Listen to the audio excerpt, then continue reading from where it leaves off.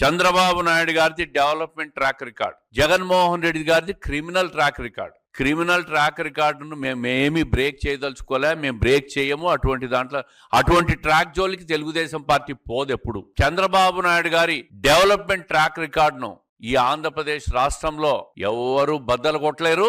అది ఎవరితో కాదు, జగన్మోహన్ రెడ్డి గారు దాని దరిదాపుల్లో కూడా లేరనే విషయం వైఎస్ఆర్ కాంగ్రెస్ పార్టీ తెలుసుకోవాలా. ప్రజలకు కూడా ఈరోజు చాలా సంతోషంగా ఉండారు. రాష్ట్రంలో ఒకవైపు సంక్షేమ కార్యక్రమాలు, దేశంలో ఎక్కడ అమలు చేయనటువంటి సంక్షేమ కార్యక్రమాలన్నీ కూడా ఆంధ్రప్రదేశ్ రాష్ట్రంలో అమలు అవుతాయి. రెండో వైపు పెట్టుబడుల వరద వస్తా ఉంది, లక్షల కోట్లు పెట్టుబడులు వస్తా ఉన్నాయి. పెద్ద పెద్ద దేశ విదేశీ దిగ్గజాలన్నీ ఆంధ్రప్రదేశ్ కు వస్తా ఉన్నాయి. ఒకవైపు విశాఖపట్నం, రెండో వైపు అమరావతి రాజధాని, మూడో వైపు రాయలసీమ ప్రాంతంలో తిరుపతి కావచ్చు, కొప్పర్తి కావచ్చు, అదే విధంగా ఓరోకల్లో ఎంఎస్ఎంఈ యూనిట్లు కావచ్చు. అన్ని ప్రాంతాలను సమగ్రాభివృద్ధితో చంద్రబాబు నాయుడు గారు, నారా లోకేష్ గారు చేస్తున్న కృషిని చూసి దయచేసి కుళ్ళు కుతంత్రాలు ప్రయోగించి ఉనికి కాపాడుకునే ప్రయత్నం చేయొద్దండి మీరు.